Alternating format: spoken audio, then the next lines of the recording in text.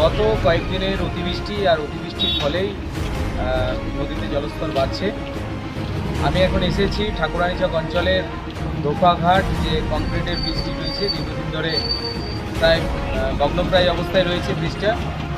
তো এই ব্রিজটাকে রক্ষা করার জন্য আমাদের পঞ্চায়েত প্রধান সকাল থেকে পুরো টিম নিয়ে আছে এখানে। সেই সঙ্গে রয়েছেন আমাদের পঞ্চায়েত সমিতির বিরোধী দলনেতা আমাদের অখিল্লা, রয়েছেন আমাদের মণ্ডল সভাপতি ভাই সুদীপ, আমাদের নেতৃত্বরা রয়েছে। সবাই মিলে সকাল থেকে পুরো ঝাঁপিয়ে পড়ে নদীর মধ্যে যে ব্রিজের কাছে বিভিন্ন বাঁশঝাড় সহ আরও কিছু ব্রিজ আটকে গেছে, কাঠের বাঁশের সেগুলো অন্য জায়গা থেকে ভেসে চলে আসছে, সেগুলো আটকে আছে, সেগুলো কাটার ব্যবস্থা করছে। এই ব্রিজটিকে রক্ষা করার জন্য এলাকাবাসীও ঝাঁপিয়ে পড়েছে।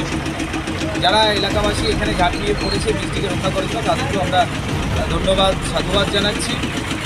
সকলে মিলে এই লড়াইয়ে সামিল হওয়ার জন্য এলাকাবাসীকে আহ্বান করছি।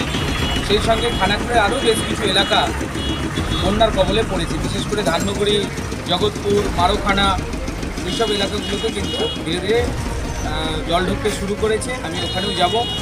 এখানে কিশোরপুর 1 নম্বর অঞ্চলে কিছু গরিব মানুষকে, নদী তীরবর্তী যারা মানুষ আছে, যারা কষ্টের মধ্যে দিন কাটাচ্ছে, যাদেরকে অন্য জায়গায় হয়তো আশ্রয় নিতে হতে পারে, তো তাদের জন্য কিছু তিরপলের ব্যবস্থা করছি, তিরপল দিয়েছি, আরও কিছু তিরপলের আমি ব্যবস্থা করব।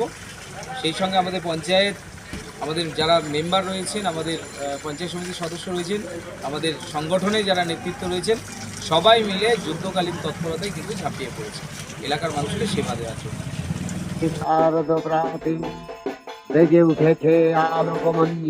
আসছে পুজো, আনন্দে মাতোয়ারা বাংলা।